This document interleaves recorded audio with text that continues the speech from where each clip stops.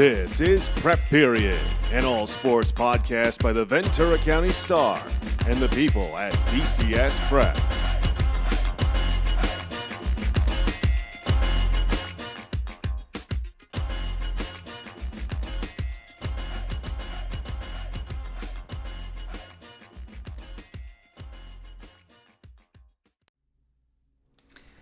Hello and welcome to episode 30 of Prep Period, the Ventura County Star's All Preps, All Sports podcast.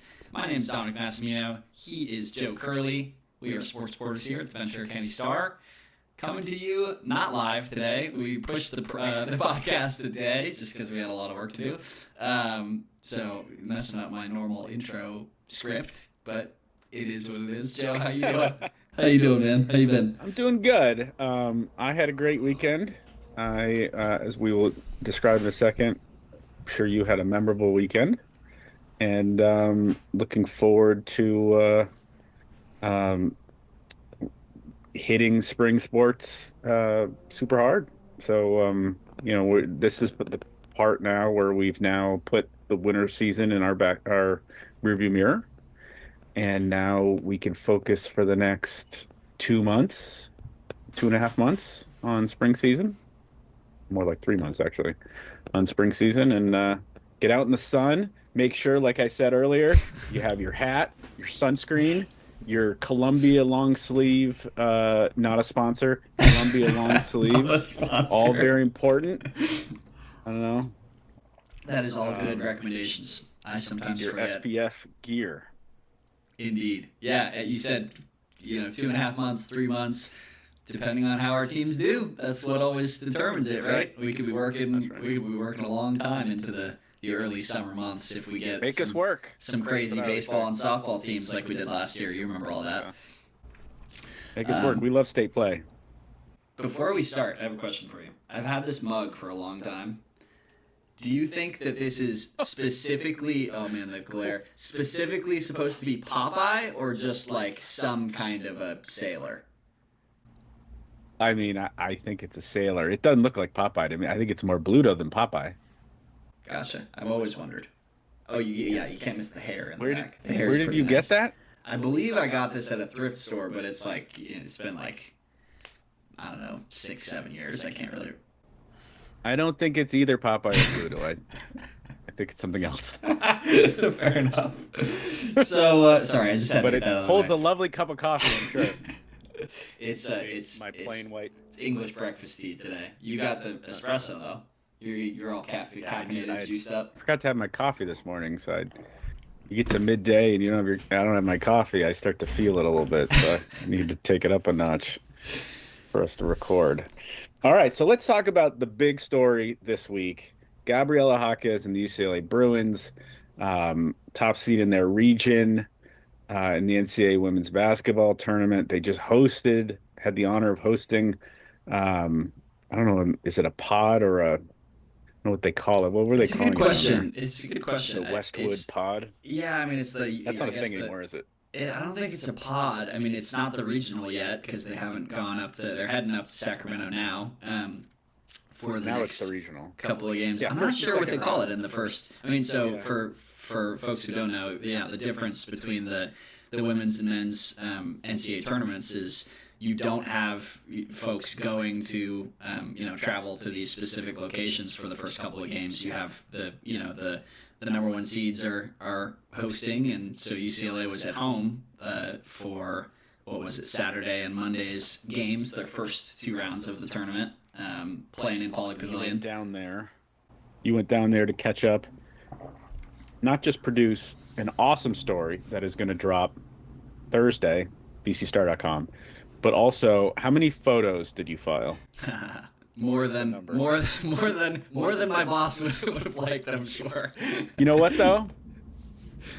Yep, we got a lot. We got a lot of great ones. It's fun being just a peek behind the curtain. It's fun being a photographer and a reporter in situations like this, especially when you're working on a feature, because it just changes the way that you kind of look at everything. I mean, like, I feel like visuals are a really important thing in these these like longer form features, and you literally see you see the image. So like I'm not going to spoil what the lead is, but the lead of the story was something I captured in a photo, and so yeah, I just think that's a cool kind of unique thing for us folks in the journalism world these days, when you got to do a little bit of everything now. So, but yeah, I think that was a great way to handle it. I thought the lead of the story is fantastic. I thought it. When as somebody who's covered several NCAA tournaments and all these things, when you apply for credentials, you typically apply as a writer or a photographer, because they're two different accesses. You go to two different locations. And so how was it kind of jumping back and forth, putting having your writer's cap on versus your photography cap? Yeah, it was cool. It wasn't totally different for me, just because I shoot a lot of the stuff that I write about in general. But you have to, observation is so important, and like trying to notice details, and trying to capture like the little moments, both in the camera screen and like in your mind and in on your notepad to remember for the story. So you have to be like, when you're watching the game through a viewfinder, which is a little bit different.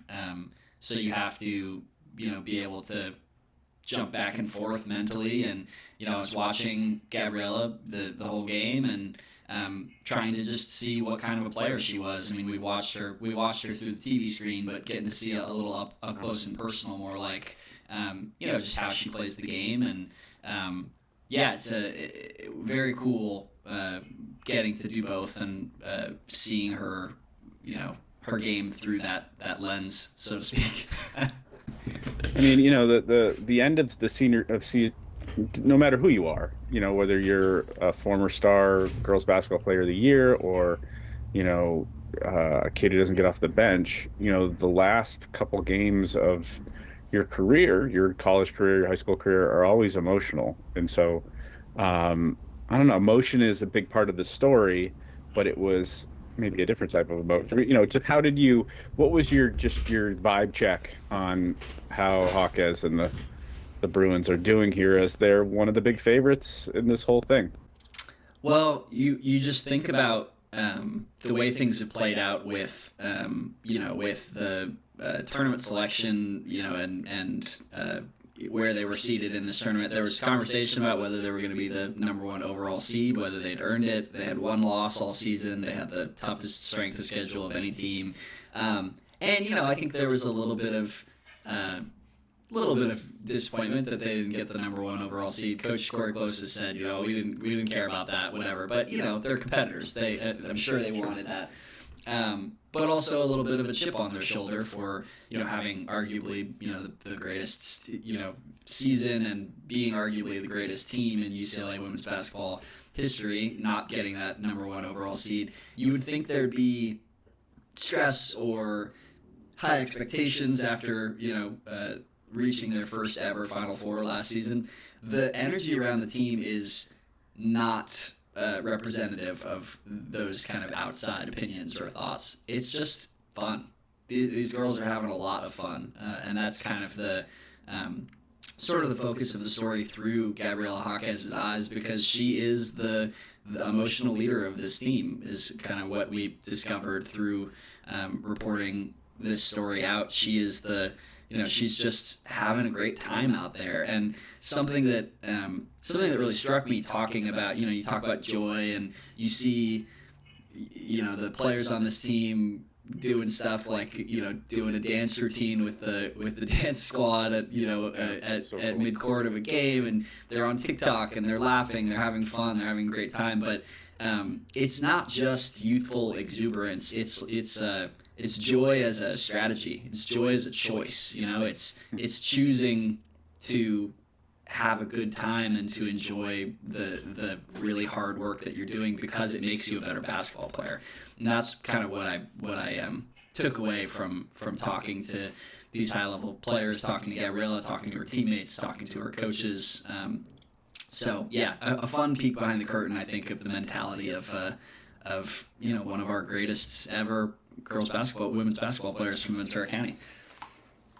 For sure. All right, so Jaquez had 16-5, 3-1 in the win over Cal Baptist, which was kind of interesting, I guess. It wasn't as big of a blowout, as maybe expected to start it in the first half, I guess. That was the weird thing. Yeah, they cut 96-43. They led by only 6 points late in the first half, and we're like, what's going on here? And then they outscored Cal Baptist like 52-9 in the second half of this game to win. What was it? 80 or what was the score of that it was game? 96-43, and then she had 10-7, 3-2 in the 87-68 win over 8th seeded Oklahoma State. So, all in all, a good start, but things get a little more interesting this weekend. Yeah, up in yeah. Sacramento. They will be facing a Big Ten foe, a team they've seen already in number 4 Minnesota, team they handled earlier this season. The thing that kind of stuck out to me, just like literally the on-court product, watching Jaquez play was, she doesn't have like some crazy scoring outburst like her, 29 points she had in a win over Tennessee earlier this season, kind of jumping off the page, but she just does everything. She does a little bit of everything for this team. She guards, all 5 positions. She'll switch and guard, the big post players. She'll guard out on the perimeter. She'll pick up full court. And then on offense, she's just always where she needs to be. She's hitting those big shots like she did in the Elite Eight win over LSU last year. She's, just cutting instinctively, always off the ball. She's punishing mismatches in the post if she gets a little guard on her at 6 feet. I mean, she just did a little bit of everything, and it kind of shows in the stats. Like just she's being disruptive defensively with those steals. She's rebounding really well, crashing. Just it's representative of kind of the glue. Title that she's been given with this team. Just she does it all. Yeah, Jaquez is averaging 13.6 and shooting a really impressive, like you said when we were offline, 50, 40, 85. So 50% from the field, 40% from 3, 85% from the line, which is as sufficient as you can want. So they play at 4:30 on Friday. And then after that game, Duke plays LSU. The 2 winners will play on Sunday. And the winner of that game goes to the Final Four. Yeah, still a chance for us to see this kind of, meeting of many familiar foes. Chance to have to go through LSU, have to go through Texas, the one team that managed to beat UCLA this year, and then a chance still to see UConn in that championship game if they can make it all the way. Yeah, Texas, the one team to beat UCLA this year would be the national semifinal. And UConn obviously was the team that ended, if I'm not wrong, UCLA season last year in the Final Four. Yep. So, so that's what makes it a revenge situation. Quickly, so make sure you go to vcstar.com, read that story, read Dom's story. I wrote something this week just on the Ojai is next month, as it always is in Ojai, the Ojai tennis tournament, and Sam Querrey, who's among the best tennis players ever produced by this county, 10 singles championships on the ATP Tour, 5 doubles titles, Wimbledon semifinalist, I think U.S. Open quarterfinalist. He's being honored. Big Sam's being honored by the Ojai next month, and the Ojai they kind of celebrate Ojai tradition and Ojai history every year by bringing back Big Star, who cut their teeth in that tournament. This year it's Querrey. Last year it was the Bryan brothers. So Querrey will return to Libby Park as the tournament honoree for the 124th Ojai tennis tournament. He's now a 38-year-old broadcaster. He's been retired for a couple of years, and podcaster, kind of doing some broadcasting games and also commentating in podcast form, kind of old school, new school kind of transition into retirement for Big Sam, and he's done a really good job. I think he's kind of like one of the voices, one of the newer voices of American tennis. Um, the event, which there's still a couple tickets left. I think I linked to it in the story. It's Friday, April 24th at Hotel El Roblar in Ojai. I think it's $150 a ticket if you want to, and all those proceeds go to supporting the Ojai, which is a nonprofit, and Ventura County Tennis. Very cool. I had heard a little side note. I had heard, and we'll see if this happens, but we got a couple of top local high schoolers who are waiting to find out if they will be in the draw in the high school tournament at the Ojai this year. So we'll be tracking that and seeing if we can catch up with those top locals later on. Yeah, we don't get that till next month. Yeah. Ventura Orthopedic Athletes of the Week. Your friend Davis Benson, Moore Park Jr. You wrote a feature on him last year, right? I did, yeah. My pal. He broke his own school record in the 110-meter hurdles, the time of 14:29, helping the Musketeers 4x100 relay team set a school mark with 41:55. He was second in the high jump at 6'7". Oh no. At the Maurice Green Invitational last Saturday at Oaks Christian. Davis Benson, one of the best multi-sport athletes in Ventura County, football, track. He's just, coming into his own now as a junior. Really excited to see what he looks like as he gets bigger and stronger and older. And shout out before we jump over. Shout out to Dean Guzman, who is his teammate who had been following him in the high jump. Was a couple inches behind him last season when we were writing that feature on Benson's big early season clearance, and Guzman now appears to be the until we see another big mark from Benson. Is that who he was second to? Yeah, he's Benson's, like we said, a multi-sport and multi-event guy. It seems like now this season really focusing on being all over the track and the field. So just shout out to Guzman for improving and getting. He's very close now to that huge mark that Benson set last year. So impressive stuff. And the female athlete of the week is Olivia Kirk from Calabasas, the senior University of Oklahoma commit, won both the 100-meter dash and 200-meter dash at the Maurice Green Invitational, which we'll be talking a little bit more about later on in the show. Last Saturday at Oaks Christian, she ran 11:51 in the 100, which moves her to 9th on the all-time area list. We say area because it's the programs outside of Ventura County, but close by. That's like Agora, Oaks Christian, whatever. And it's also the 6th best wind legal time in the nation this year is 11:51. Her time of 23:46 in 200 was the 5th best in area history, 10th in the nation for all conditions, and 2nd wind legal. Both times are the fastest in California this season.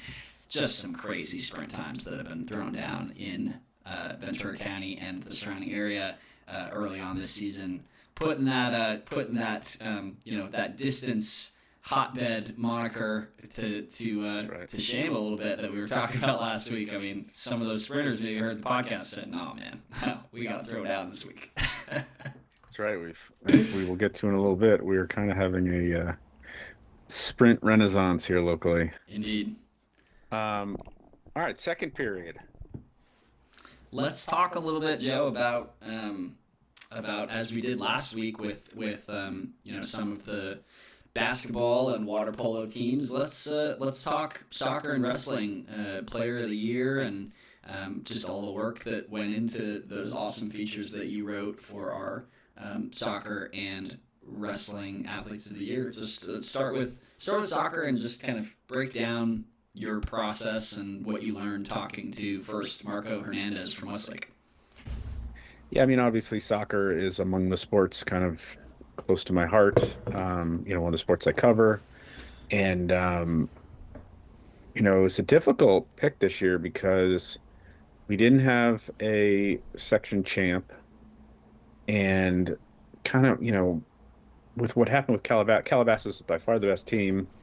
Calabasas and Channel Islands, and the way that ended with Calabasas knocking out Channel Islands, and then Calabasas forfeiting or, ending their season without actually losing. And then CI not being able to take over for them kind of left a void. And I thought for sure the kid to go with was Marco Hernandez, who, um, the name of the game in soccer, especially high school soccer, are the goal scorers.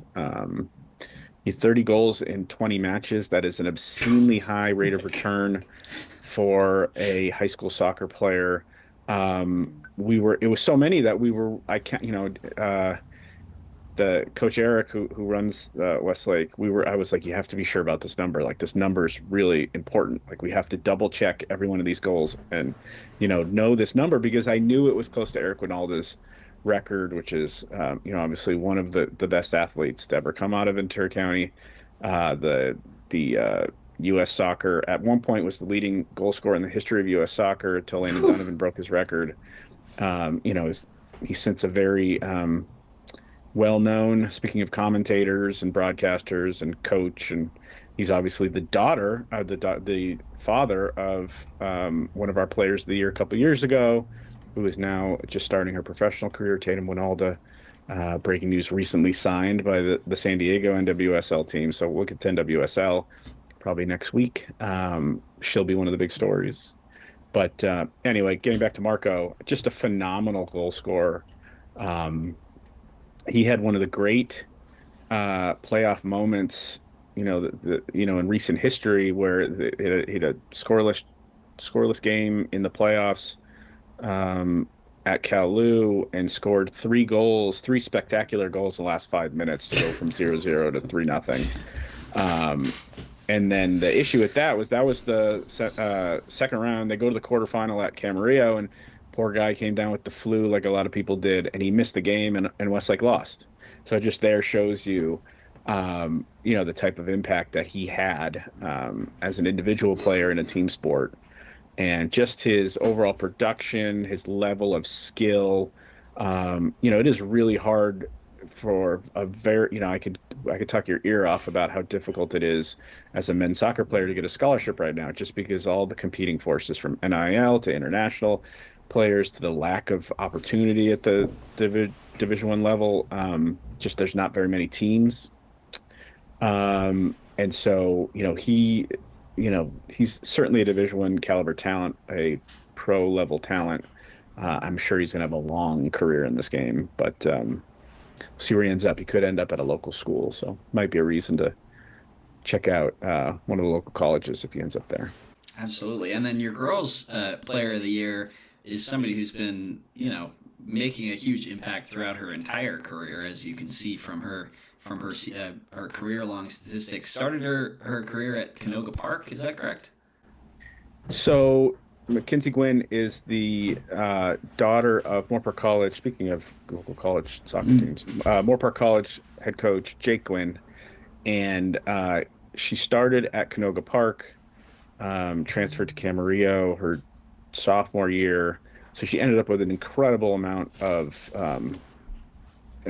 goal contributions as a senior and in her career. She's an Arkansas commit. I mean, this year, we should back up for a second, though, because girls soccer, like we said, it was kind of a vintage season.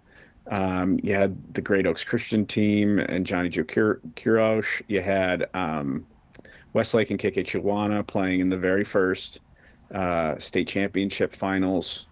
There was, so you had really, three excellent candidates. And without a CIF champion and without a state champion, and with KK missing state, it kind of opened it up to, as a team, Camarillo didn't have, they had a vintage season in that they were a Division One playoff team coming out of that league with Moore Park. And so, Camarillo was very good last year, and they had some kids go off to college and graduate. And so Mackenzie was kind of the leader of a young team this year and kind of carried them. She had 5 goals in the opening game against Buena, Buena won the Channel League. Wow. And she had 2 goals in the playoff loss at Capistrano Valley, kind of keeping them in the game. So yeah, I just think talent wise, I mean, Gwen is just a spectacular talent, 55th ranked recruit according to Prep Soccer. She had 26 goals and 6 assists as a senior playing against Division I competition. So she's going to be somebody who will, shine in the SEC and then, hopefully go on and have a pro career as well. So all three of those, we'll call them Player of the Year candidates, I think are certainly girls that, if they want to, can play pro soccer and will be fantastic, you know, um, Ventura County products or local products going forward.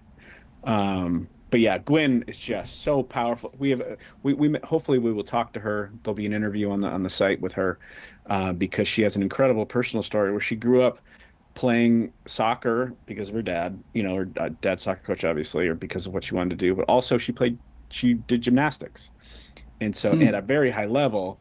And so she essentially spent hours of every day training for gymnastics and training for soccer. And her theory is that that combination kind of is one of the reasons why she's such an explosive player, that she just was physically, um, oh, what's the word? She's just physically, um, you know, t- you know, toned at a very early age because she was playing gymnastics. There's a So she's great very there's a explosive. great quote she gave about she was like I had like a 12 pack when I was like Yeah. yeah, that's awesome. So, as she said longingly, right? Yeah. But it's yeah, I had a tough time because there was three legit candidates, and but Gwen, she could be our next pro. So um she had a fantastic career. Looking forward to seeing what she's able to do at Arkansas in the SEC, which is not an easy thing.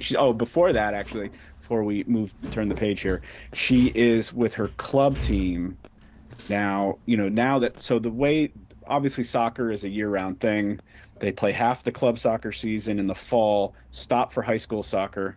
This is the way the schedule's been for like the last 5, 10 years now. Mm. They stop for high school soccer and then they go back to club after high school soccer is over.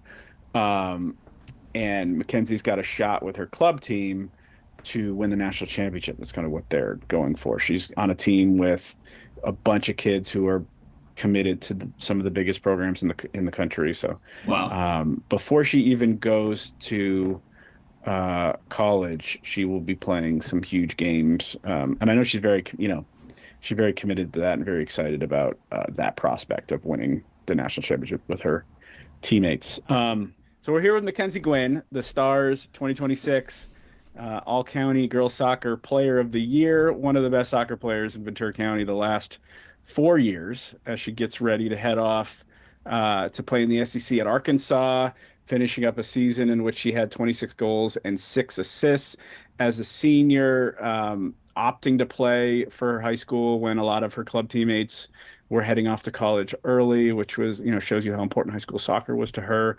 Um, the nation's 55th ranked recruit, according to Prep Soccer, one of the top soccer players in the gigantic state of California. Welcome, Mackenzie. How is it going now that you're done with high school soccer and a couple months from heading to college?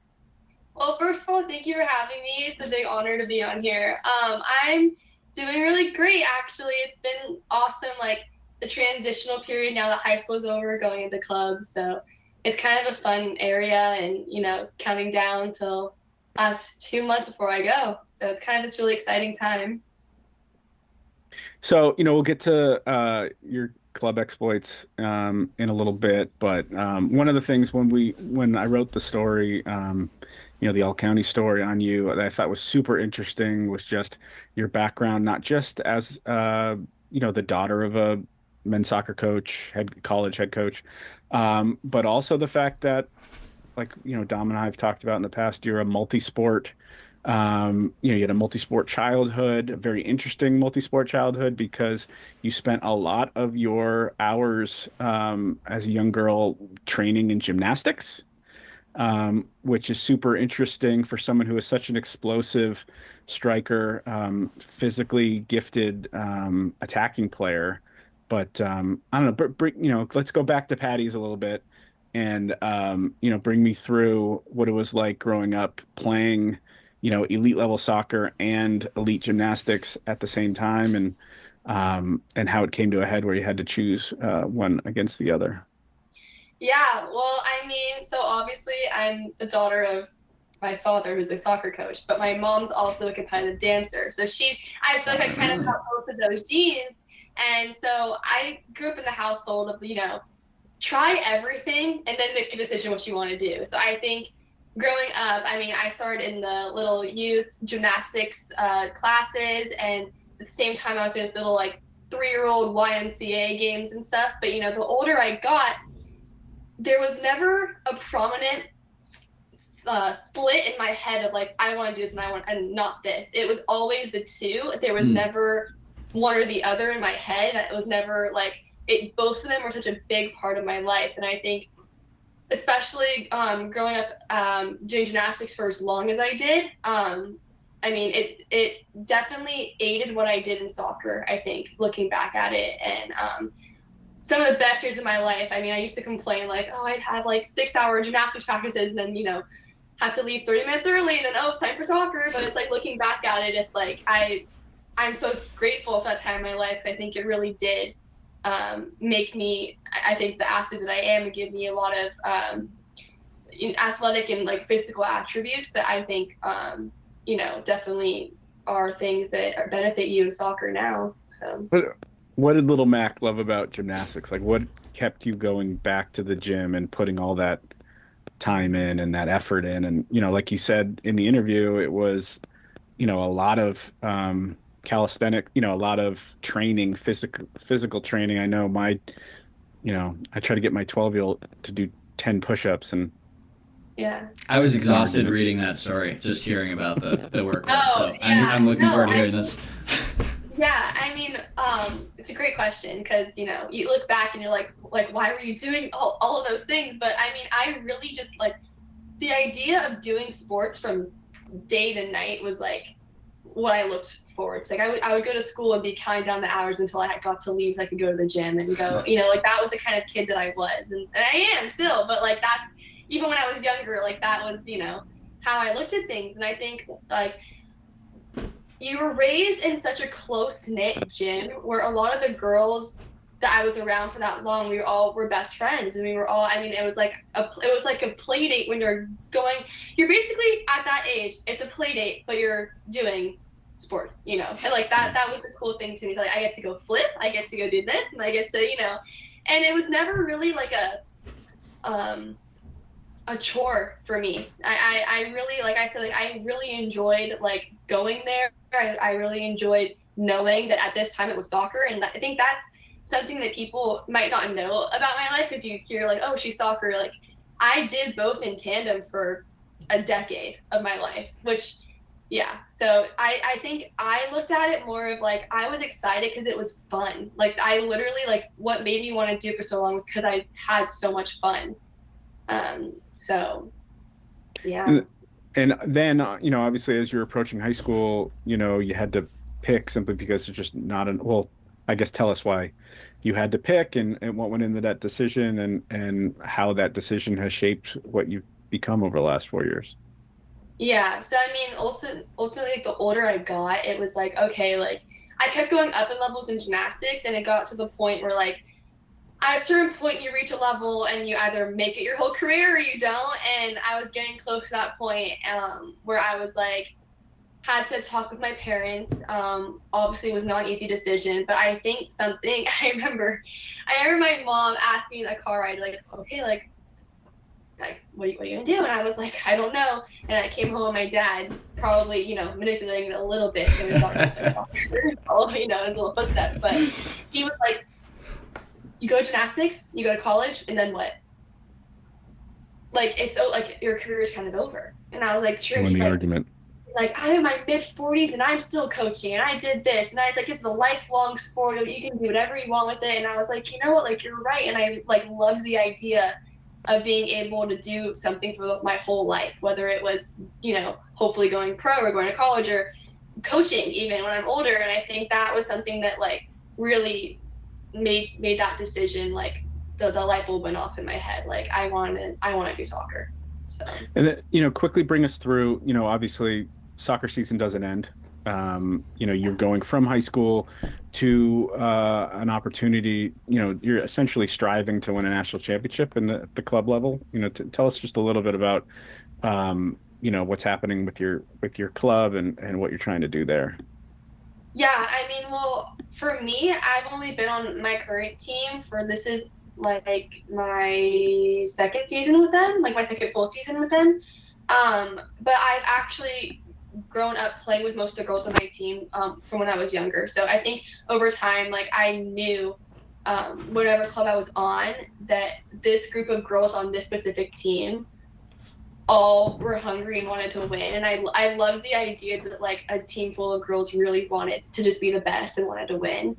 And it became very apparent to me when I came onto this team that like the environment that you're in and like the game setting and how they act and how they play, I was like, this is what's going to get me better. And I think I found out really quickly playing with them that like this team has what it takes, in my opinion, to go all the way. And I think that last year we deserved it. I wasn't there for the year before that, but they all said the year before that they deserved it. So I think that this year we all are also conscious of the fact that like this is our kind of last, hurrah together as a team and as friends. And like if there's ever a time to do it, like it's got to be now. And I think we're all conscious of that, and it's all like fueled us more to really want to strive to win that. So it's going to be really fun the last few months here.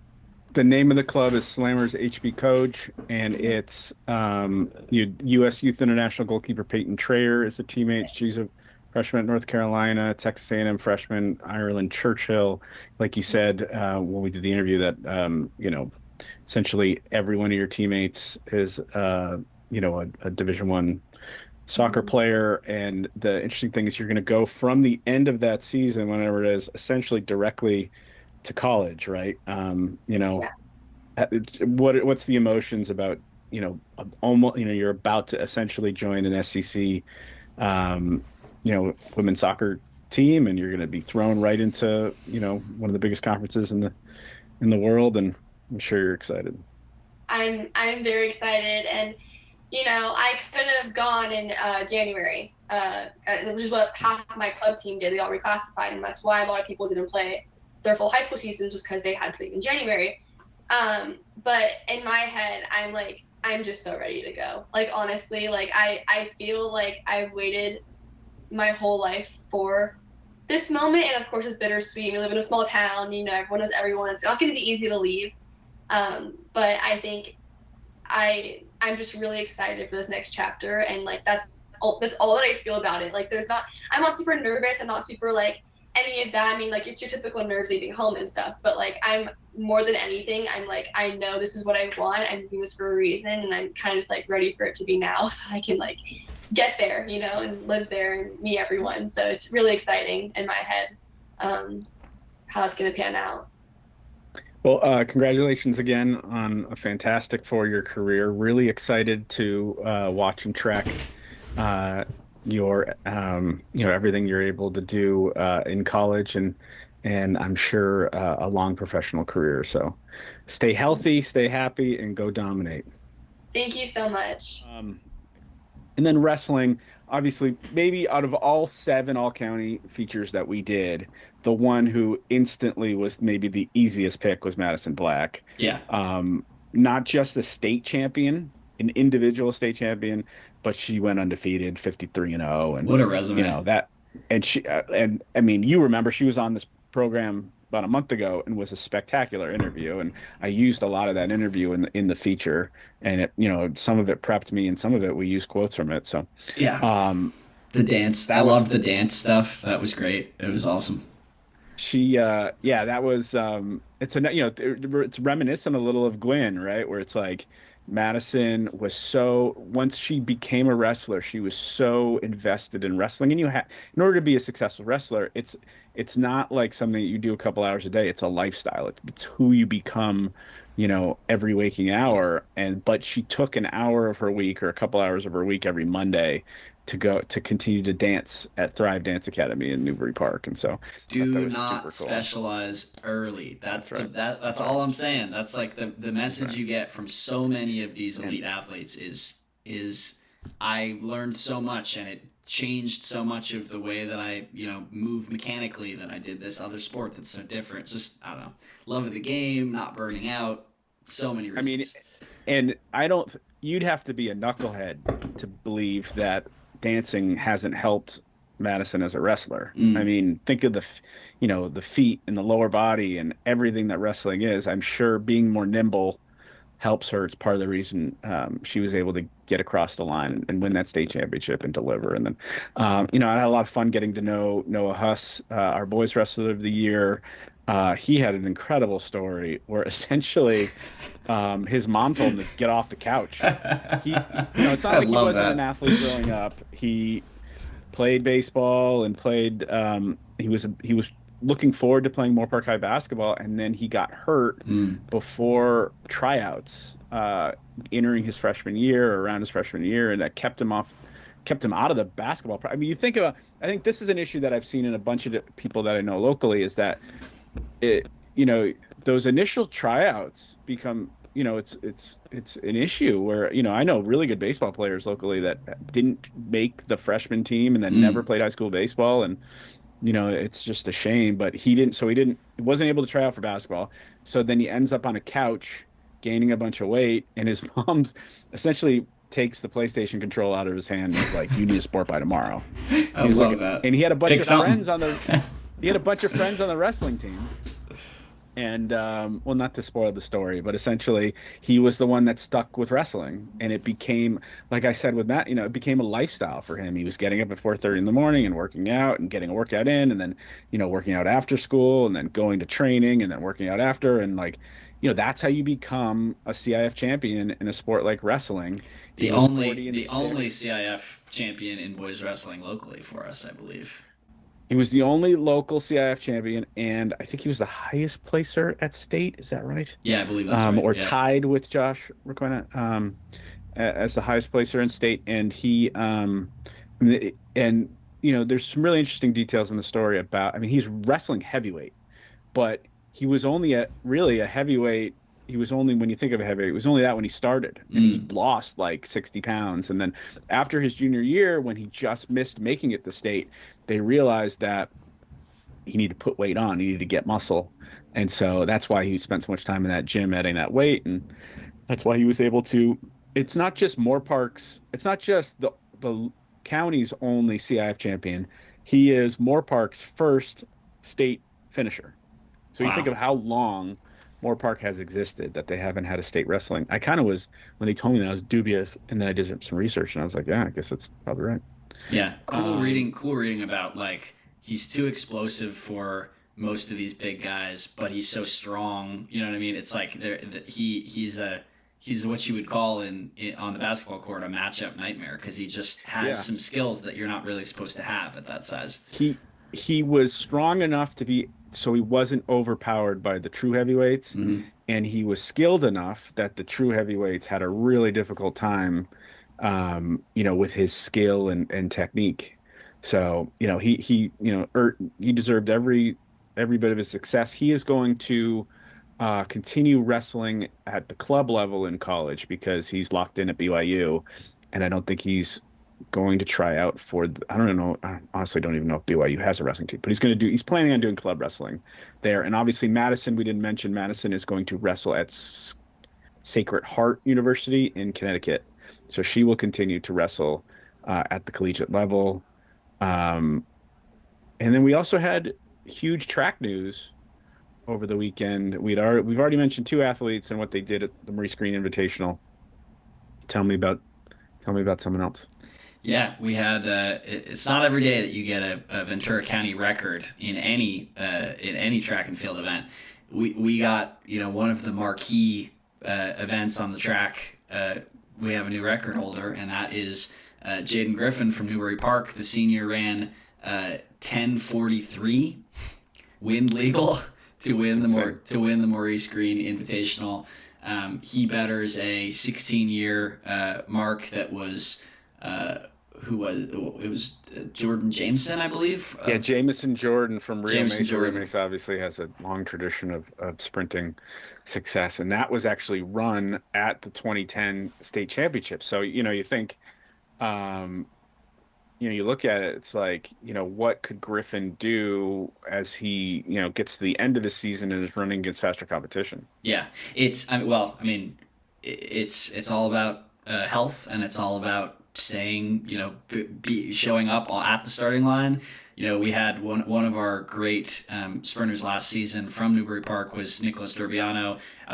Best friends with Jaden Griffin. He ran some incredible all time marks in the 100 meters and the 200 meters last year, and he pulled a hammy late in the season, and we didn't get to see him race. So you cross your fingers that Griffin just keeps healthy, keeps the good times rolling. He beat our current county number 2 and number 3 on the this season's leaderboard in that race. Jalen Aguilar Carnes ran 10:62, and the star freshman who talk about multi-sport stars, the freshman from St. Bonaventure, Tony Dargan, runs 10:68 in that race to finish 4th. But yeah, just 10:68 as a freshman. And that's not his fastest time of the year. So just it's hard to call it a breakout, because Jaden was running really, really fast behind Durbiano last season in this sort of sprint explosion at a distance powerhouse in Newbury Park. But he's really taken up the mantle of like, hey, Newbury Park, we have the fastest sprinters in the county. We have some of the fastest sprinters in Southern California, and he's showing that right now. Just following in the footsteps of Durbiano, who was there at that race and got to watch his teammate break the county record and break his best mark of high school. So really awesome. And then just to circle around really quick, because we were talking recruiting for our wrestlers, we had some big news with Hallie Bryce of Thousand Oaks, volleyball player, commits to BYU over the weekend. So exciting there as well. For third period, we're going to do something that haven't done on the pod before, but it's something that, as March turns to April, kind of what I do traditionally in the paper and online is we essentially take stock of our local baseball players, our pro baseball players, and see how their spring trainings went, see where they're headed come the start of the season. And so I'm going to mention 10 locals. We're essentially going to count down in their, just how anchored they are in Major League Baseball. And basically going to count, we're just counting down the top 10 pro baseball players with county origins here for 2026. That's awesome. Now, I did not do a deep dive at the minor league level yet, but these are people who all had an opportunity to break spring with the big clubs. We're going to start with a couple people who did not make the big clubs. They're headed to AAA. Ryland Thomas, Seattle outfielder, USC product, Ventura kid who went to Oaks Christian. Speaking of multi-sport athletes, he was an awesome soccer player at Oaks Christian. Also was obviously a fantastic baseball player. He made his Major League Baseball debut last May, going 1-for-4 with a double against the Texas Rangers.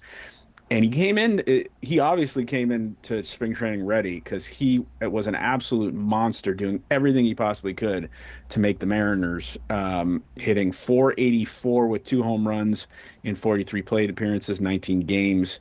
So obviously he's just waiting for his, this is a kid who's hit 3, he's ready. I mean, he's ready to be a Major League Baseball player. He's hit 327 with 45 stolen bases and 181 AAA games. So he's on the cusp. He's definitely going to be playing games for the Mariners this year at some point, just waiting to see, just waiting for his next opportunity, really, which, you kind of see that with our next guy, Shea Whitcomb, third baseman for the Astros, was the top prospect has had very few opportunities to break in. You think of the Houston Astros and everyone they have in the infield. There's just not a lot of opportunity there. The really cool stat about Shea is he was the very last pick of the shortened draft during the pandemic in 2020. It only went 5 rounds, and he was the very last pick. And he's already had a huge season because he starred for Korea in the World Baseball Classic. He hit 2 home runs against Czechia in an 11-4 win, and had some other big moments. In I don't know how much, if you watched the WBC, you saw Shea Whitcomb perform very well. He's got 73 major league at bats with the Astros. He was just sent to AAA, but again, just a guy who's waiting for his next opportunity with the big club. Next couple of people are pro pitchers, big league pitchers, who are going to miss this year with injury. Pearson O, the former Grace pitcher, he was traded from the Twins to Colorado in January in the Ed Julian trade. He started 3 games for the Twins last year, striking out 27 in 30 innings. But there was recent news about a month ago that he's going to miss this season with Tommy John surgery. So shout out to Pearson. Hopefully he's able to make a quick recovery. Same thing with Robert Stock, who's one of our favorite baseball players, the former Agora High catcher. Who You got Agora right for the first time in like 8 years, bro. That was awesome. Sorry, continue. Dustin Croik is somewhere pumping his fist in the air right now. Former Agora catcher and USC star who became a pitcher and is one of the best follow. If you don't follow Robert Stock on social media, go do it now. He's very smart, and he's very entertaining. Unfortunately, Robert will miss the 2026 season due to thoracic outlet surgery.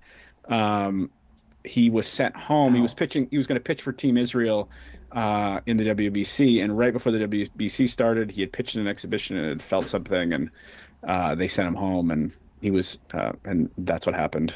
Former Mets, Red Sox, Cubs, Padres pitcher. He also started in Korea for a little bit. Hopefully, well wishes for Robert on his recovery. Speaking of recoveries, Andrew Nardi, the former Royal High, Ventura College, and Moorpark College pitcher, he missed the entire 2025 season with a back injury. He's now back and the lefty relievers looking as good as ever. He struck out 9 in 5 spring innings for the Marlins. He's going to be a big part of the back end of that bullpen in Miami. Played at both Ventura College and Moorpark College. Yes, he played his first year, I believe, at Ventura and then transferred to Moorpark.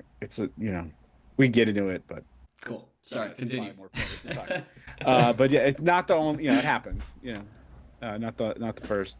Max Muncy, our Max Muncy, not the Dodgers Max Muncy. Max Muncy of Camarillo and Thousand Oaks High. And the big question is he the A's starting third baseman by the time this podcast drops? He better be announced as the starting third baseman. The guy he only hit 5 homers in 50 spring at bats, hit 380 with an OPS of almost 1,300. Just an absolute monster spring right when you need it for a guy who is trying to do what his former Thousand Oaks teammate Jacob Wilson did last year, which is basically embed himself as a starting member of a Major League Baseball infield. The fact that it's the same infield, former high school teammates, so cool. We'll get to Jacob in a little bit. Yeah. Johnny DeLuca, the former, this should be your favorite Major League Baseball player. Johnny DeLuca was a state level hurdler at Agora. Dude. At Agora. He's Tampa Bay Devil Rays, I even said Devil Rays. Tampa Bay Rays outfielder. He missed much of last season, almost all of last season, after a really promising start with shoulder and hamstring injuries. But he's a very important piece of the Rays team because he's essentially their right-handed platoon bat in an organization that loves to obviously platoon certain hitters. I'm trying to see Johnny show off his hurdle form when he's trying to evade a tag at second base this season. Dude, he's a tremendous athlete. I mean, just one of the best athletes in Major League Baseball. He hit 263 in 15 spring games. If he stays healthy, he's going to do, again, what we're talking about with Jacob Wilson, is he's going to make himself a legit, anchor himself as a Major League Baseball player. Jojo Romero. Now we've only got 3 names left, so here's third. Our podium. the former Oxnard High ace. He's a reliever with the Cardinals. He had a 2.07 ERA in 56 games last year, had 8 saves. He's in the mix to be the closer with St. Louis. He's getting to his late 20s, so it's big. He's getting to that period of his career where he is a major league pitcher. He's another guy who he didn't pitch this year with Mexico in the WBC, but he had a great WBC 3 years ago with Mexico. How do I say this? It's a big year for him because he could be the closer in St. Louis, and he's also getting toward the end of his ARB control, so he could be, could be the next guy to make some big money. Yeah. As a free agent. Speaking of big money, Jacob Wilson established himself as a Major League Baseball player. Last year, he was, I believe, second in the AL Rookie of the Year voting. He looked like he was going to win it, and then his teammate Nick Kurtz went absolutely nuts when he was promoted.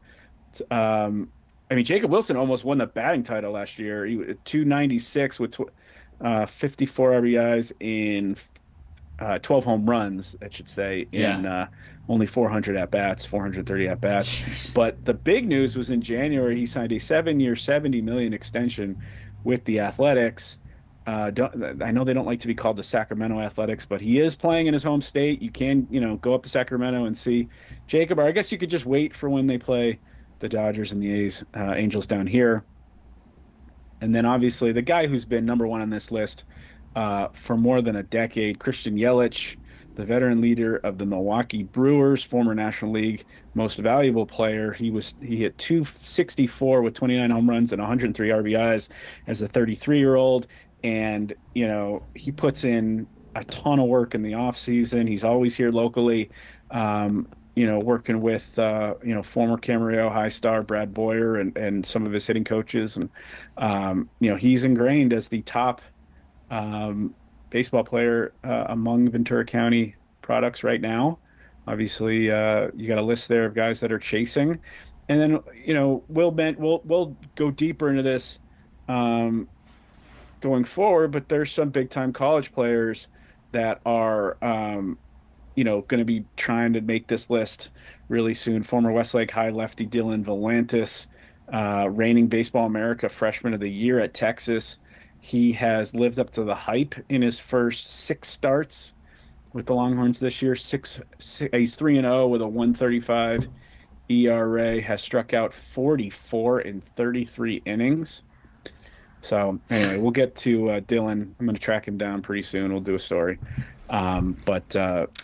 A list like this, Joe, a list like this makes you go, okay, I think baseball might have the title of most representation from Ventura County in the pros. I mean, holy crap, man. Just before we even get down into the late in this list, it's just so many guys. 25 years of doing this, sitting around, a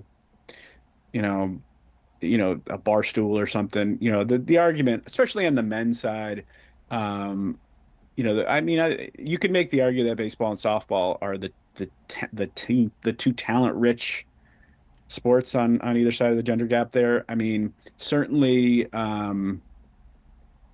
track is up there. Certainly football is up there.